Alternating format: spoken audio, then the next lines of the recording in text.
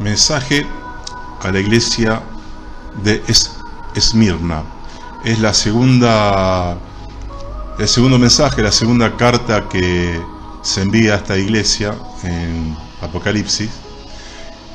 Dijimos que todas las 7 iglesias están en lo que hoy es Turquía.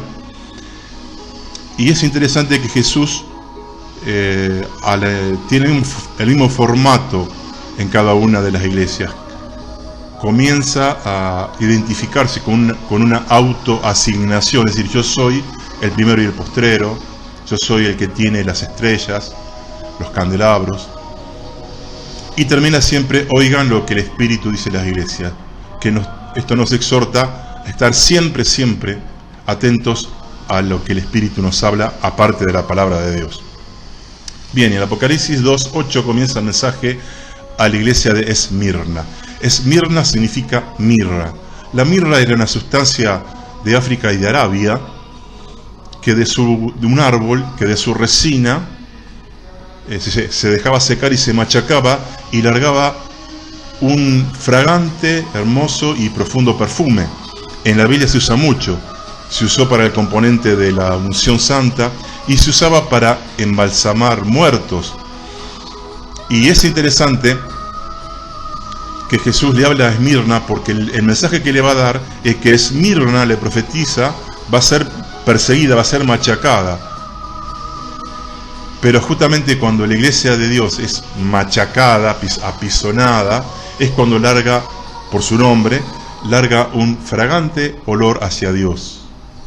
Las persecuciones son bendiciones disfrazadas, ya que obliga a los cristianos a permanecer en la fe y a testificar para el Señor.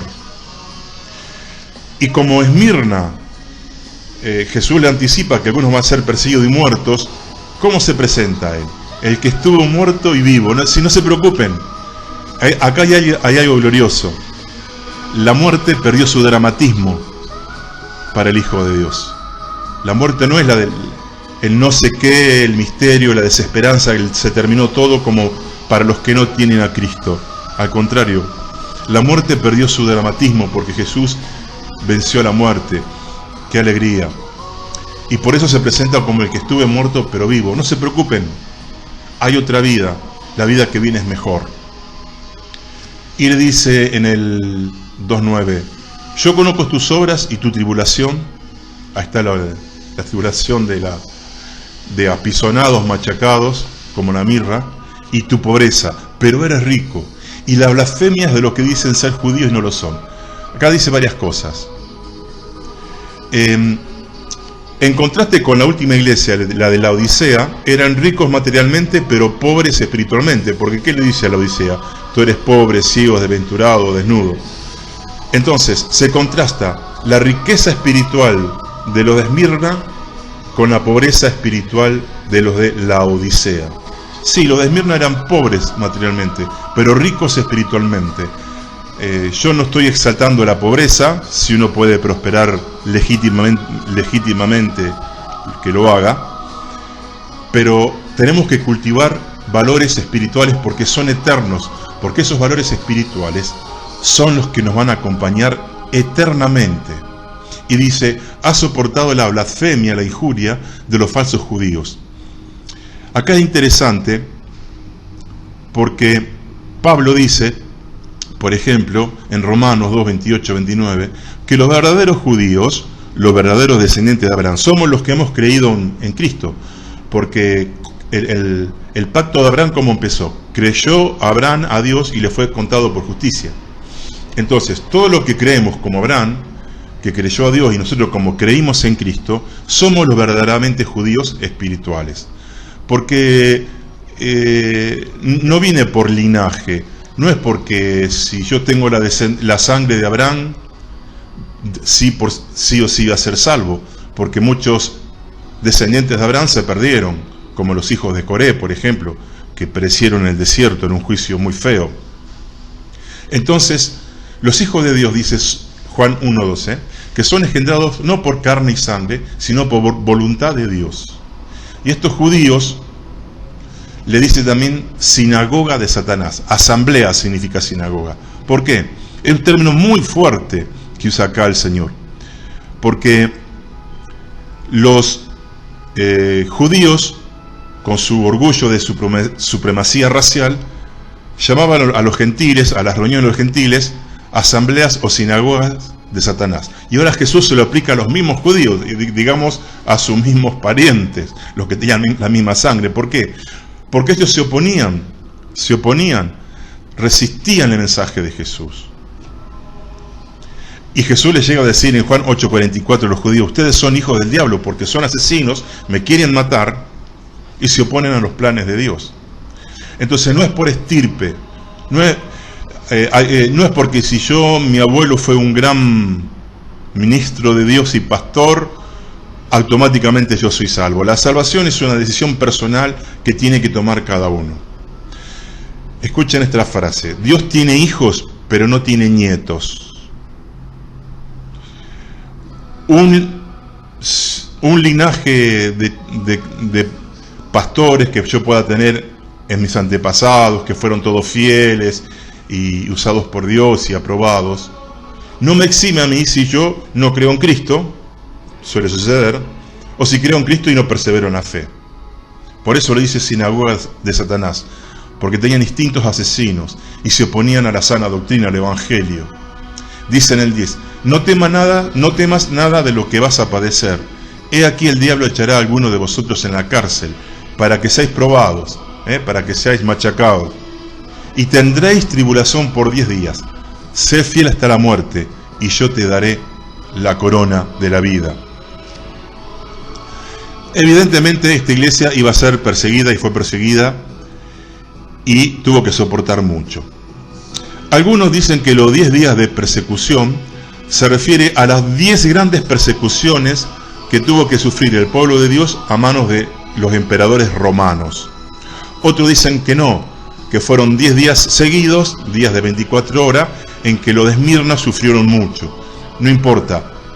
La cuestión que uno tiene que estar firme. Por eso dice: para que sean probados. ¿Y por qué Dios? ¿Por qué Dios nos prueba? Porque la prueba, si uno reacciona bien en la prueba, tiene por virtud sacar aquellos aspectos desagradables de nuestro ser o de nuestro carácter, que son desagradables para Dios. La prueba es una prueba a la fidelidad o la lealtad, porque 1 Pedro 1:7 dice: porque puesta a prueba vuestra fe, es en realidad fidelidad, lealtad. Por supuesto que lamentablemente muchos, ante las terribles persecuciones que hubo, se volvieron atrás. Eso porque no estaban firmes. Algunos no serían cristianos y otros cristianos que se volvieron atrás. Él dice: sé fiel hasta la muerte. Y ahí dando a entender que iban a ser muertos algunos. Pero la apostasía, el abandonar al Señor, es una permanente amenaza. Y en tiempo de estas persecuciones terribles también, mucho más. Ahora, es más importante cómo terminamos que cómo empezamos. Algunos se convierten y tienen un ímpetu y una gloria y un entusiasmo que parece, y ahora están perdidos. Algunos están perdidos, fríos, apartados, entregados al pecado, perdidos.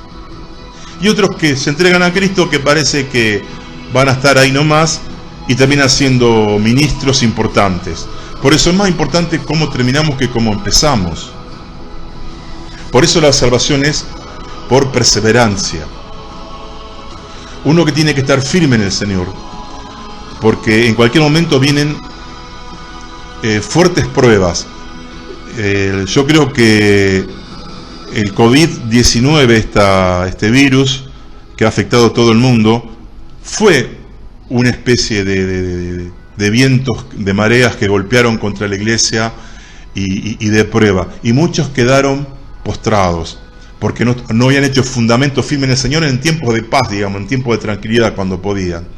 Entonces, un pasado glorioso no me exime de un presente horrible o carnal o mundano. Pablo dice: Demas me ha desamparado yéndose a este mundo, era un cristiano. Yo he conocido predicadores que han sido una bendición para mi vida, que al escucharlo uno se llenaba del Espíritu Santo y recibía palabra de Dios, pero bueno, por diversos pecados se apartaron y siguen apartados. Por eso es más importante cómo terminamos que cómo empezamos. Por eso la vida cristiana necesita una ejercitación diaria. Diariamente tenemos que buscar al Señor, tenemos que hacer esos buenos hábitos, diariamente tener un tiempo a solas con el Señor, diariamente tener un devocional con el Señor, diariamente tener un tiempo de alabanza y de adoración con el Señor personalmente, diariamente tener un estudio de la palabra. Y dice, te daré la corona de la vida. Esta es la vida eterna, la vida eterna. Por eso, repetimos, la salvación es por perseverancia. Y en el 11 dice, bueno, al que venciere no sufrirá el daño de la muerte segunda. ¿Cuál es la muerte segunda? Es el infierno definitivo, cuando después del juicio final, todos los que no han creído en Cristo, todos los que murieron en rebelión, van a ser lanzados al lago de fuego. Esto lo dice Apocalipsis 21:8. Si bien la Biblia no habla de la muerte primera, se deduce que la muerte primera era espiritual, que es la que todos hemos experimentado, porque todos nacimos en Adán, todos nacimos en pecado, entonces todos nacimos del lado de la condenación. Entonces la primera muerte era espiritual. Cuando uno se entrega a Cristo tiene una nueva vida. Pero el que nace en pecado, como todos los seres humanos hemos nacido, y se rehúsa a arrepentirse, se rehúsa a creer en Cristo, cuando muera, después del juicio final, va a ser arrojado al lago de fuego y azufre con un castigo eterno y va a perecer eternamente, y esta es la muerte segunda. Bien, espero que este video les haya interesado.